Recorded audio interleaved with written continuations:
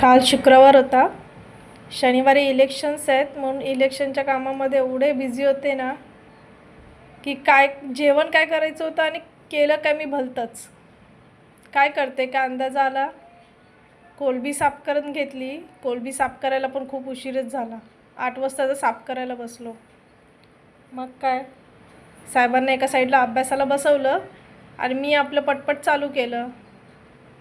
मग काय करायचं पहिलं ठरवलं होतं कोलबीचा रस्सा करायचा, पण नंतर एवढा उशीर झालेला म्हटलं घाई गडबडीतमध्ये राहून दे, आपला भातच करून घेऊया. घरात असं तर कोण भात खात नाही, पण असा काय वेगळा भात केला ना तर आवडीने खाते. मग काय झटपट कोलबीचा भात करायला घेतला.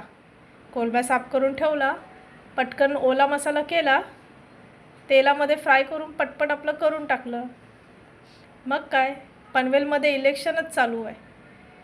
त्याचीच सगळी भानगड, हे ये ते ये, इथं जा तिथं जा, यादीत नाव आहे की नाही, अलतं भलतं अजून एक्स्ट्रा कामं. मी काम करायला जात नाही, पण सोसायटीच्या याच्यामुळे पुढे व्हायला लागतं. मग काय त्याच्यातच पूर्ण दिवस निघून जातो. उद्या इलेक्शन्स म्हणजे आज इलेक्शन्स शनिवारी. आता जायचं आहे वोटिंग करायला आम्हाला. मग काय आजचं तर जेवण वेगळंच आहे, ते तर विसरून जा. या भाताबरोबर खायला ना मी दही बी काय वापरत नाही, रायता बिता, कारण की मच्छीबरोबर डेअरी प्रोडक्ट दुधाचे पदार्थ खायचे नसतात, ते ऑपोजिट फूड झालं. मग काय असं काहीतरी सलाड, काकडी तर असतेच, पण कांद्याचा सलाड आम्ही स्पेशली या भातासंगती खातो. कांद्याच्या अशा पाकळ्या करून घ्यायच्या, कोथिंबीर, लिंबू आणि मीठ. मीठ तर सगळ्यात शेवटीच टाकायचं, नाही टाकलं तरी चालेल, नाही तर कांद्याला पूर्ण पाणी सुटतं आपलं. पण लिंबू, कांदा आणि कोथिंबीर असं तिन्ही कॉम्बिनेशन करून आहे ना थोडं वेळ रेस्ट करायला दिलं ना 5-10 मिनटं, त्याच्यानंतर तो भाताबरोबर खाल्ला ना चव अप्रतिम लागते आणि टेस्टी पण तसाच होतो.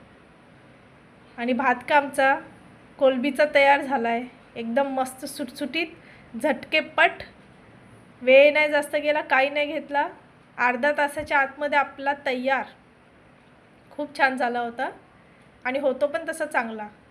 मी कोणाला शिकवायला जात नाही आहे, मी काय करते हे मी दाखवण्याचा प्रयत्न करते आहे. आवडला तर नक्की लाईक करा.